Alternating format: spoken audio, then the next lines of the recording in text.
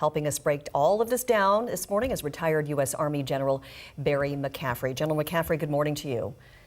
Good morning to you. Let's start with the U.S. border. Have we ever seen a deployment of the military of this magnitude?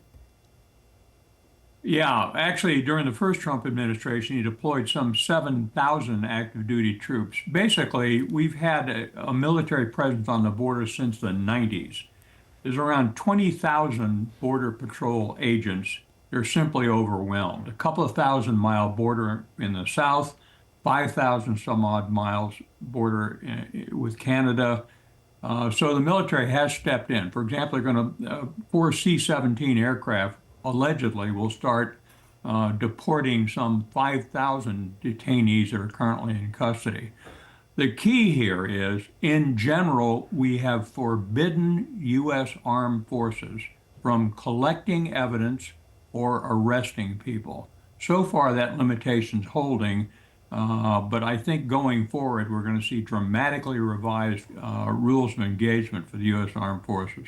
General, such an impressive career, obviously, so much to get into. And again, as always, thank you for your service. You also, though, were the Office of National Drug Control Policy Director to President Clinton. So the crackdown on fentanyl and the drugs at the border, also something that you think this could make a difference with, right? Yeah, well, look, for 5 some odd years, I was a drug policy director, and we intensively worked these issues along the border, both Mexican and U.S. authorities. And also inside Mexico, we were very supportive with training and technology transfer and coordination. The key to stopping illegal migration really lies, one, in stabilizing the economic conditions in Venezuela in particular, in Central America, but also in getting cooperation from the Mexican government. If they don't cooperate, almost nothing's going to happen.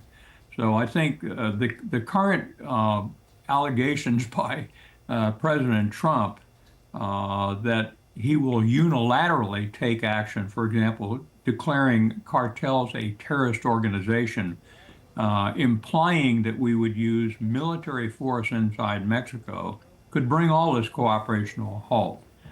So we're at a very sensitive stage of this new operation. The American people clearly want the border closed to illegal migration. That was the top issue in the election. Yeah, there are concerns about politicizing the U.S. military under President Trump. What's your take on that?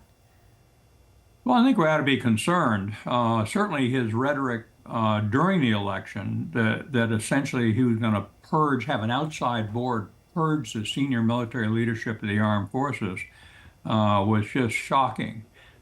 These senior officers, the chiefs of military services, the chairman of the JCS, essentially have no command authority over operational control of the armed forces. That lies solely with the Secretary of Defense and the President of the United States.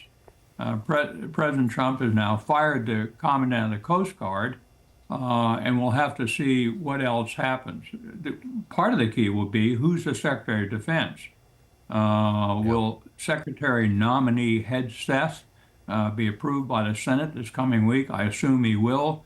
And then what will happen? Because he has no independent political standing. He's a Fox TV host. He had a good record as a soldier in combat. He's a Princeton grad, but he's inexperienced and likely to do whatever Trump tells him to do. Going to be interesting, to say the least. General, thank you as always for your time, and of course, thank you for your service. We could talk for hours. We'll have to leave it there for now. Appreciate your insight. Good to be with you.